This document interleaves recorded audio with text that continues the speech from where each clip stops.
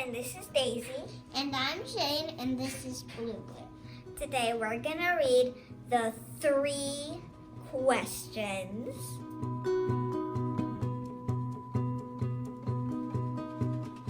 Oopsie daisy, mommy, I'm sorry I'm so wild. That's okay, my precious little child.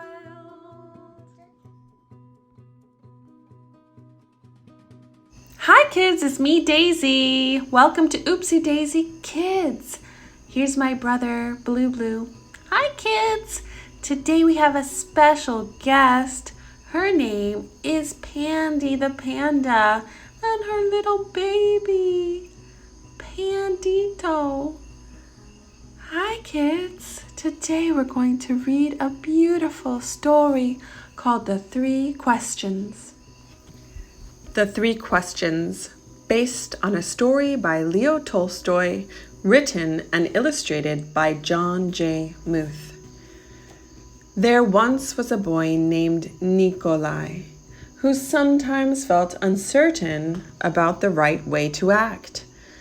I want to be a good person, he told his friends, but I don't always know the best way to do that. Nikolai's friends understood and they wanted to help him. If only I could find the answers to my three questions, Nikolai continued, then I would always know what to do.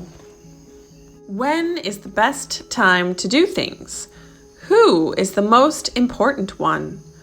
What is the right thing to do? Nikolai's friends considered his first question. Then Sonia the heron spoke. To know the best time to do things, one must plan in advance, she said. Gogol the monkey, who had been rooting through some leaves to find something good to eat, said, You will know when to do things if you watch and pay close attention. Then Pushkin, the dog, who was just dozing off, rolled over and said, You can't pay attention to everything yourself. You need a pack to keep watch and help you decide when to do things. For example, Gogol, a coconut is about to fall on your head. Nikolai thought for a moment. Then he asked his second question. Who is the most important one? Those who are closest to heaven, said Sonia, circling up into the sky. Those who know how to heal the sick, said Gogol, stroking his bruised noggin. Those who make the rules, growled Pushkin. Nikolai thought some more. Then he asked the third question. What is the right thing to do? Flying, said Sonia. Having fun all the time, laughed Gogol. Fighting, barked Pushkin, right away. Then the boy thought for a long time. He loved his friends. He knew they were all trying their best to help him answer his questions, but their answers didn't seem quite right. Then an idea came to him. I know, he thought. I will ask Leo the turtle. He has lived a very long time. Surely he will know the answers I am looking for. Nikolai hiked high up into the mountains where the old turtle lived all alone. When Nikolai arrived, he found Leo digging a garden. The turtle was old and digging was hard for him. I have three questions and I came to ask your help, Nikolai said. When is the best time to do things? Who is the most important one?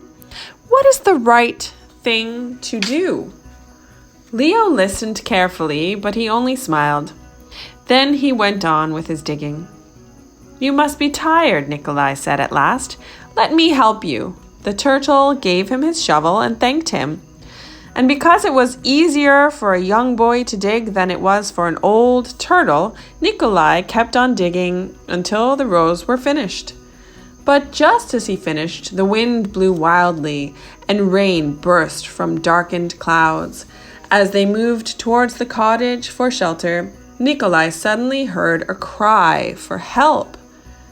Running down the path, he found a panda whose leg had been injured by a fallen tree.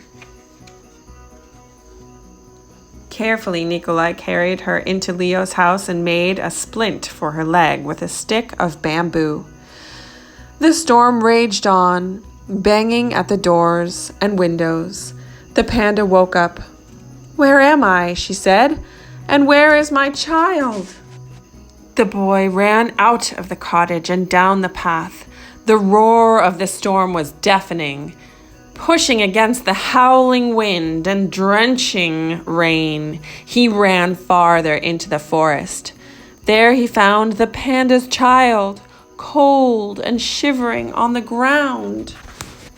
The little panda was wet and scared, but alive.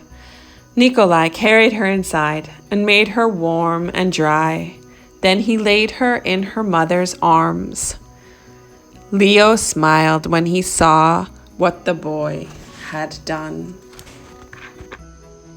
The next morning, the sun was warm, birds sang, and all was well with the world. The panda's leg was healing nicely, and she thanked Nikolai for saving her and her baby from the storm. At that moment, Sonia, Gogol, and Pushkin arrived to make sure everyone was all right. Nikolai felt great peace within himself. He had wonderful friends, and he had saved the panda and her child. But he also felt disappointed. He still had not found the answers to his 3 questions, so he asked Leo one more time. "Yesterday, if you had not stayed to help me dig my garden, you wouldn't have heard the pandas cry for help in the storm. Therefore, the most important time was the time you spent digging the garden. The most important one at that moment was me, and the most important thing to do was to help me with my garden. Later, when you found the injured panda, the most important time was the time you spent mending her leg and saving her child. The most important ones were the panda and her baby, and the most important thing to do was to take care of them and make them safe. Remember then that there is only one important time, and that time is now. The most important one is always the one you are with. And the most important thing is to do good for the one who is standing at your side. For these, my dear boy, are the answers to what is most important in this world. This is why we are here." Wasn't that a wonderful story? I am so glad we're with you. You are the most important. Yeah, we love spending time with you. You are so important to us. Bye, kids. Thanks for listening to the beautiful story. Say bye, Pandito. Bye, kids. See you next time.